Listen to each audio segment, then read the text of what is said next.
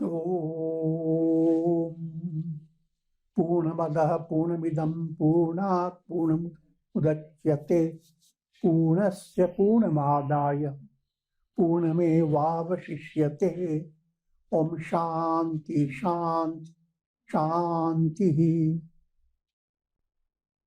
Om Brahmanandam Param Sukhadam Kevalam Jnana Murtim Dvandvatītam Gagana Sadrisham Tattvamasyaadilaksham Ekam Nityam Vimalamachalam Sarvadhi Sakshibhutam Bhavatītam Trigunarahitam Sadgurum Tam Namam Om. Adorations to Sadguru, who is Brahman, the giver of supreme bliss, embodiment of pure consciousness, one without a second, vast as the ether, infinite, eternal, beyond the three gunas and their modifications, the supreme preceptor. Yoga Vasishtha Nirvana Prakarana Purvarddha, section 45 is concluding. The topic is the self. Self. Who am I? That's the central theme of Vedantic study. When I is fully revealed, that's the liberation. When your I has become trapped in a realm of illusion, you say, how can the I be trapped? Every day you experience it. In dream, your I gets trapped. You become a different personality with different problems, within a different set of near and dear ones. You can even become a bird flying in your dream. So, where is your self? So whatever you think of yourself is as distant as your dream experience. You need to wake up from your dream. So there is a big distance between ego self and the real self. And bridging this distance, speaking allegorically, is your sadhana for attaining enlightenment. The self is within and without. So thinking of the self has two aspects. Who am I? You start first looking at your body, but the deeper reality in your body is the vital forces, pranas. The deeper reality within the pranas is mind. And mind set, deeper reality is unconscious, subconscious. And when unconscious cleaned up of all its impressions, is nothing but pure consciousness. So, looking inwardly, you lead to a profound understanding. I am neither body nor mind, immortal self am I. Looking externally, all objects of the world have 5 ingredients. Asti, bhati, priya, name and form. Asti, bhati, priya is same as existence, consciousness and bliss. That's instinctive reality in every individual. Birds, animals, human beings, all work with Asti, Bhati and Priya. Asti means existence. You are constantly trying to exist. Bhati, you are not existing in a passive way. You want to shine. You want to have power, dominate over people around you in a loving way or in an egoistic way, whichever way. But you need to interact with people. And we need to shine. And Priya, you need to fulfill what is cherished desire in your heart. Birds, beasts, fishes, they are all eager to have their cherished desire fulfilled. But behind all these, the source is that in reality, every soul is Sat-Chit Ananda. Souls are like reflected suns. The real soul is the sun. But countless souls, they are countless jivas in different bodies. And each jiva, no matter how a reflected sun may be very small, very limited, nevertheless, it has three instincts: exist, shine, and experience a sense of fulfillment, joyousness. Sat-Chit Ananda being veiled by name and form. Names and forms are mental projections. Conditioned mind has created the illusion of name and form. You buy a house, it has a form before you. Then you give a name to it. Name exists in your mind, a concept. Form is as if external. So, Sat-Chit Ananda are dominated by the illusions of names and forms. They result countless jivas evolving through the world process. Every jiva is that absolute self. It is the power of the self that manifests in the form of the lake of the world process. Conditioned by time, with karmas as the crocodiles, passage of time as the waves, living beings as the bees that hum on the lotuses that bloom in the form of the sun, moon, and stars. It's a highly allegorical description. Pure consciousness, Brahman, is like a lake.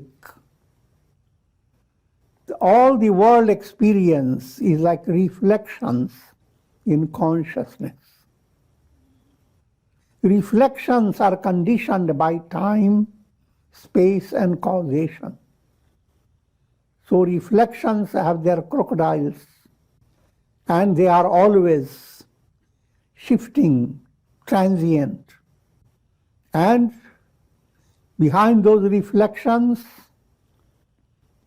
the highlights are sun, moon, and stars. They all reflect within the lake. Thus, though one without a second, this self is imagined by the ignorant in different ways. It's the same self, but every mind goes after the self. Every mind has developed its own identity. Every soul has its own special identity. And that's what you go after when you say, I am. But the real I am is far from it. The I am in a pot of water is a reflected sun. The real sun is the real sun, not reflected. In fact, it is neither one nor more than one. Now that absolute self, if you describe it one, that always implies there are many, and you are distinguishing one from many. In other words, you cannot use any mathematical precision, because what you consider mathematical precision through your mind is limited, is not real precision. It's created by your mind. In your dream, you passed a mathematics examination. You did everything with great precision. Wake up, what happened to all your precision? And where are your examination papers? In brief, that Brahman cannot be described in the terms of numbers. Transcendental. It is indescribable reality, devoid of internal and external differentiations. Section 46. Brahman compared to a painting in a rock. In so many ways, the Yoga Vasishtha is allowing your mind to practice vichar. And the central feature of vichar is inquiry into who am I. And it is a blend of affirmation, intellectualization, and profound meditation. All that go together in the practice of vichar. Now, there is a great rock, soft because it is the basis of love. Pure consciousness is being presented to you allegorically as a great rock. How great, you can't imagine. But don't make your mind feel that it is all stony. It's soft. It's a mass of softness. Because it is of the nature of absolute love. Self-effulgent. The sun doesn't need to reveal itself by any light. You don't take a flashlight to see the sun. Sun is self-effulgent. In the same manner, the essential nature is self-effulgent. When you wake up from your dream, you know that you are awake. You don't ask anybody, am I dreaming or am I awake? It is self-effulgent reality. But that's a simple illustration. The source of joy, infinite, impervious, and immutable. All these points are meant to allow your mind to meditate. Meditate upon the sky. Myself is like the sky. I am the sky.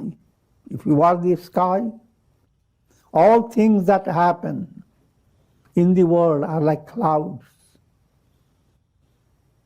Is the sky upset by clouds? no matter what type of news they bring and break it across the firmament. No, the sky is just untouched. So, deep down, essentially, you are untouched, ever untouched. How many lives you have gone through, how many tortures and how many exciting conditions. But your I am is still with you. That I am awaits for you to be recognized. That I am has not been disturbed. No scratch has come upon it. That I am is my real I am.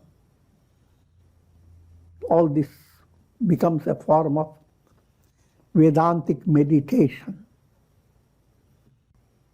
Similarly, you meditate upon I am, ocean of bliss. I am immutable. Within that rock there abides the lake of the mind, wherein the lotuses in the form of diverse worlds bloom. Rock and the painting on the rock, that's the simile being given. Paintings can go on changing, but rock has nothing to do with your paintings. Put a painting of a great lion, rock remains calm. Put the painting of a great hawk or a donkey, rock remains the same. Put a painting of a colorful festival scene, or put a painting of a hellish picture. The rock is a rock, unaffected by paintings. Screen is unaffected by projections. Similarly, the I am is a rock of pure awareness called Chidghan, the rock of pure awareness. And that's what I am. I am. That's what you are. That's the reality behind everything in this world. These lotuses are of different types. Some are fully bloomed, some are half bloomed, some have their faces drooping downwards. These are all reflections or paintings. Some are clustered together and some are far apart from each other. Whatever may be your painting, these are the paintings that you can decorate a rock. But rock is unaffected by your painting and whatever you are bringing out through your paintings. That rock is your consciousness. Your consciousness means the absolute consciousness. Brahman is a mass of indivisible consciousness. Term indivisible. The sun cannot be split up. Truth cannot be split up. Pure consciousness cannot be divided or cut up into pieces. Just as a sculptor considers a rock as the basis of his diverse sculptures, in the same way Brahman is the basis for innumerable worlds. These worlds are mental in nature. Maneva Manushyanam, they are all mental projections. And therefore, their existence in the rock does not bring about any differentiation in the material of the rock. So all this is projected on the screen of your consciousness. And your consciousness, like a rock on which all this is like painting, that rock-like consciousness is unaffected. It is due to the force of cosmic illusion that worlds are seen to exist in this indivisible and immutable rock of Brahman. In spite of the appearance of diverse creations, the self is indivisible, immutable, and infinite. When you look at the world, see countless jivas, and allow your mind to work in another dimension. Look at countless stars. Understand there are millions and trillions of earth planets that are not in your view. And they are all inhabited by countless souls. But the reality behind all those souls is the self, your own real I am. Just as reflections of trees or drifting clouds do not cause any internal differentiation in the homogeneity of a lake. When you look into reflection, so many things go on. A bird may be flying from one tree to the other. Stars twinkle in your lake. All that goes on. But the lake remains undifferentiated by all these reflections, with homogeneity. In the same way, the existence of multiplicity of the world process does not cause differentiation in Brahman. Just as different shapes and forms are discovered in a rock, in the same way, innumerable beings are discovered in the rock of Brahman. They are discovered as paintings created by mental projections. All these names and forms are nothing but the rock of Brahman, the rock of pure awareness, Chidghan. Just as the presence of her beloved husband exists in the mind of a chaste wife, or just as the pulp exists in the bilwa fruit, in the same way, this world process exists in Brahman. All these allegorical. Brahman lovingly holds the entire world process, because everything in this world process is Brahman. The numerous objects of the world exist in the form of mental projections. They do not exist as realities. They exist as mirages in a desert, or blueness in the sky, or visions in a dream, or imaginations of the mind. Any name and form can be discovered in the rock of Brahman. The mind can dream of anything according to its unconscious movements and make it seem real. You don't have to work hard on it. Day by day you have countless dreams. And every day so many things become so real, and they are not even surreal. They're absolute illusions.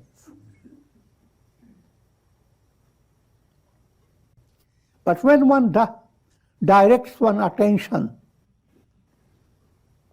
directs one's intuitive vision towards the objects of the world, they disappear. When you wake up, all your dreams disappear.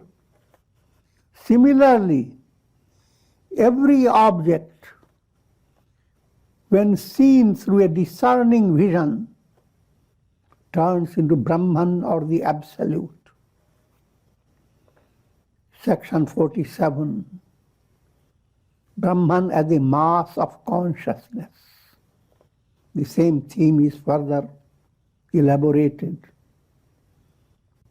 Try to understand. Consciousness is easy to understand. You cannot experience anything without consciousness. You are hearing these words and you are conscious of your hearing. And you are conscious of losing some part of that you wanted to hear.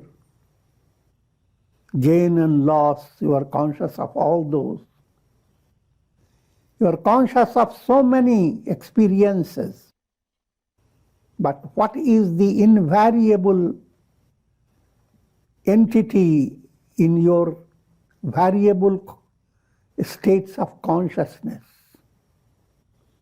Pure consciousness. Absolute awareness. Absolute awareness is like a vast lake, infinite lake. All the relative awareness that emanate from your mind, intellect, ego, senses, all these relative awareness, they are simply reflections. Pure awareness remains untouched, unaffected. But what we are leading you to understand, try to develop a subtle sensitivity to separate yourself from all that you are aware of through your mind and senses. Separate yourself from being an individual in this world process, caught in a particular predicament, your near and dear ones, your family, your past, present, and future. All this and your limited personality, they are simply illusions. I am none of this. I am pure awareness. Every little awareness is pointing the finger to pure awareness. And that has to be promoted. Though non-dual, this pure consciousness appears as the world of multiplicity. Though ever unagitated, it assumes the role of the individual soul, caught in the world of agitations. Without agitation, you must understand everyone is in a world of agitation. Nothing stays the same. Everything passes on. But all that happens, all that is experienced through time, space, consciousness, all this is illusion. Underlying this illusion, there is pure consciousness. Aham Brahmasmi. Aham Brahmasmi is the mantra guiding the soul to the revelation of pure consciousness. This consciousness is like the philosopher's stone, which can grant any desire of an individual. First, to understand, every desire that is fulfilled is in the realm of reflection or in the realm of paintings. So, but all your desires, because whatever you are fulfilled in the realm of projection, that's called bhava pratyaya. Whatever you are experiencing when the cinema shows goes on is the projections on the screen. So there is a difference between the screen and projections on the screen. Screen is pratyaya bhav, where projections are transcended, where projections don't exist. Absence of projections, that is screen. Pure consciousness is the absence of mental thought waves. But relative consciousness is bhava pratyaya, presence of projection. It's a subtle point that aspirants need to go on understanding. The difference between experiences in a dream and then a state of awakening. Difference between experiences in a cinema show and when the show is over, there's nothing but the screen. Difference between mind gripped by ignorance. The entire world process becomes reality because of ignorance. When ignorance is removed, there's nothing but the absolute self, Brahman. The world exists as a dewdrop in the vast expansion of pure consciousness. Think of the world, how big it is. But from an advanced point of view, no matter the entire Earth planet and millions of years behind it, is nothing but a little dewdrop, a dust particle in the vastness of the cosmos. But that's allegorical way of describing. Even all those, that description is in a different level. Consciousness, pure consciousness is beyond description. How many dreams will come out of your soul, you cannot imagine. How many experiences of world systems you may have. You put millions of them together and mathematically compare with pure consciousness. All that you have put together is just a drop. Even drop is just a void. Unreality, no matter how voluminous it may be, adds up to zero. Mirage, no matter how big it is, add up all the mirages of the world, and it is zero. The entire world process is zero. That's what Buddha emphasized. Shunyavad.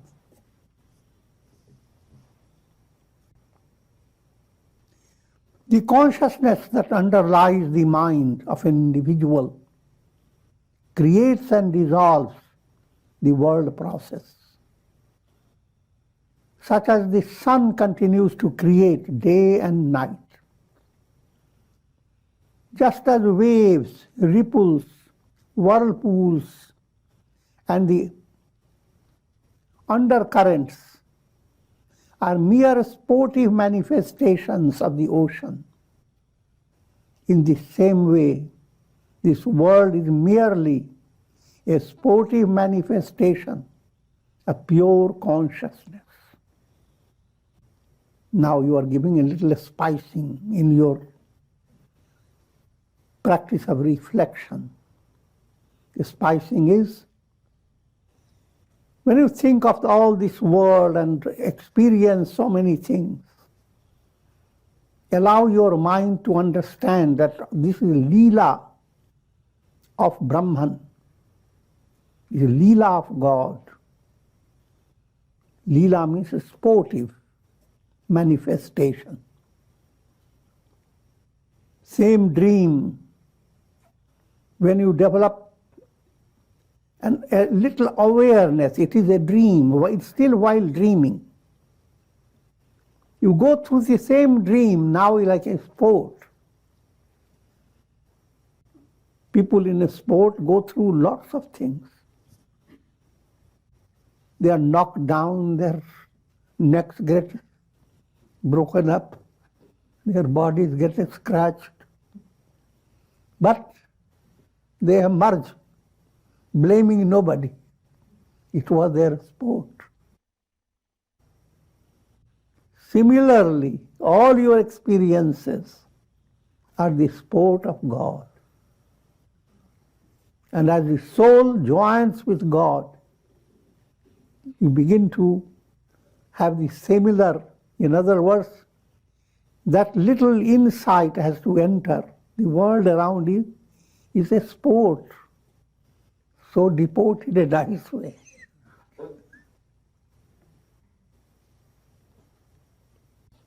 It's not a dangerous sport.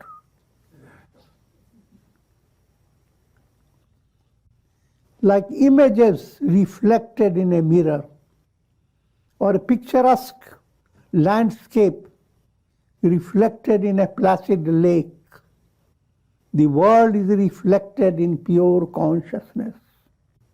No matter whatever situation it is, try to see, enjoy a sportive vision. How miraculous it is that a lake catches all that goes on in the sky. The bird, whole flock of birds fly, and the lake has caught it. This phenomenon of scenes reflected in a lake. Similarly, your lake is pure consciousness. In that, all what your mind builds up is reflected in pure consciousness. How wonderful. You don't have to go anywhere. Wherever you are, enjoy this scene. A flock of birds flying. And where are we looking at? Is the lake. And we're looking at, go a little step further. We're looking at the lake and the sky, both, and being amused. How things are real up there and how things look in the lake. This is subtle picture of anasakti, detached life. And it is developed progressively. You cannot suddenly develop a sense of sportive experience in your life. But gradually you can allow that vision to grow. like images reflected in a mirror, or like a picturesque landscape reflected in a placid lake. This world is reflected in pure consciousness, which is ever untouched by the objects of the duality and multiplicity of existence. A mirage is taken to be a placid lake by deer that have wandered too far from the forest. In the same way, this world is experienced as a reality by those souls who have wandered away from their essential nature due to ignorance. You don't go wander, understand how do you distance yourself from yourself through the illusion created by your own mind. The simple illustration, your dream. And little more thoughtful illustration, think of how your thoughts take you from one condition to another in the fragment of a moment. And with this I conclude. Om Ram Ram Ram Ram Ram. Om Namah Shivaya. Om Namah Shivaya. Om Namah Shivaya. Om. Prayers. May Karunamaya grace of God shower over all of you with the blessings of Shakti, Bhakti and Mukti. Om Trayambakam Yajamahe Sugandhim Pushti Vardhanam Urvarukum Bandhanan Mrityor Mukshiyamamritat. Om Sarve Bhavantu Sukhina Sarve Santu Niramaya Sarve Bhadrani Pashyantu Ma Kashchid Dukha Bhag Bhavet. Om Shanti Shanti Shanti. Hari Om.